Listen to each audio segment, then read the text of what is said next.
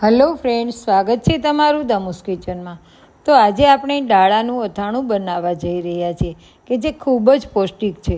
આ ડાળાનું અથાણું છે ને તે તેલ વગરનું હોય છે। તે બહુ જ ઓછા લોકો બનાવે છે, જે વિસરાઈ જતું અથાણું છે। તો સૌ પ્રથમ તો મેં અહીં ડાળા લઈ લીધા છે, જે તમને કોઈ ઝાડવા જેવું લાગતું હશે। હવે આપણે આ ડાળાને સારી રીતે ધોઈ લીધા છે। હવે તેમાંથી આપણે તેના બધા જ પાનનો ભાગ છે ને તે સારી રીતે કાઢી લઈશું અને ખાલી ડાળીઓનો જ ભાગ રાખીશું। આ બધી જ ડાળીની છાલ છે તેને આપણે ઉતારી લઈશું। છાલ ઉતારવીને તે ખૂબ જ જરૂરી છે।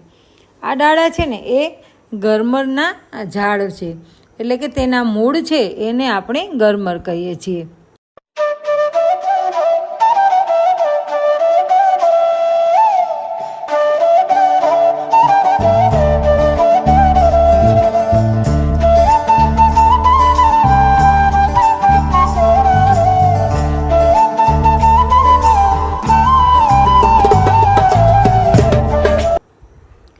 અને ત્યારબાદ તેની એકદમ ઝીણી આપણે કટકી કરી લેશું। છાલ તો ઉતારી જ લેવાની। તમે જોઈ શકો છો કે આ 500 ગ્રામ ડાળામાં કેટલી કટકી થઈ અને કેટલા ડાળાના પાન તો નીકળી ગયા। તો હવે આ કટકી છે એ જે મેં કટકી કરી છે એ ડાળામાં આપણે હવે અડધી ચમચી હળદર અને પોણી ચમચી નમક ઉમેરી દઈશું અને બધું જ સારી રીતે મિક્સ કરી દઈશું। આ મિક્સ થઈ જાય એટલે તેને આપણે ઢાંકીને આખી રાત માટે રાખી મૂકીશું।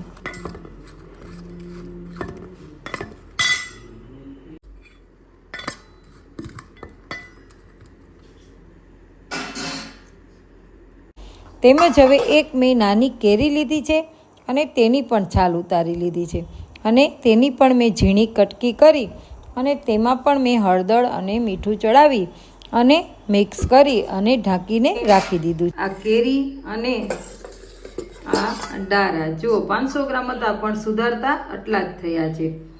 તો આજે હું તમને આ વિડીયો બતાવવા માટે થઈને જ મેં બનાવ્યું છે અને અમે પણ ખાઈએ, પણ એ વધારે લેવા પડે અને વાર લાગે, તો તમને આ બતાવવા માટે થઈને મેં થોડા 500 ગ્રામથી જ પહેલાં તો શરૂઆત કરી છે। અને આનું પંજાબી અથાણું પણ બને છે, ખૂબ જ સરસ। તો ડાળાને પણ આપણે આખી રાત રાખી મૂકશું અને કેરીને પણ રાખી મૂકીશું ઢાંકીને આખી રાત। આ ડાળાનું અથાણું છે ને એ બહુ ઓછા લોકો કરે છે, પહેલાંના માણસો ખૂબ કરતા, કેમ કે આ અથાણું છે ને એ તેલ વગરનું થાય છે, કે જેમાં તેલનો જરા પણ ભાગ આવતો નથી। જો તમારે કેરીની કટકી ના નાખવી હોય ને તો તમે ખાટું પાણી અંદર નાખી શકો છો।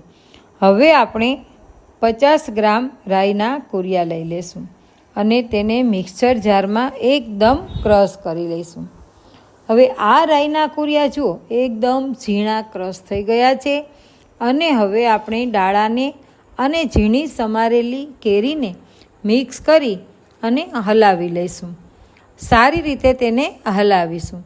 ત્યારબાદ તેમાં ક્રશ કરેલા જે રાઈનો બોળો છે, જે ભૂકો છે, તે પણ આપણે એડ કરી દઈશું અને તેને આપણે 4 થી 5 મિનિટ સુધી તેમાં મસળીને મિક્સ કરી લઈશું અને પછી આપણે હવે સર્વ કરીશું।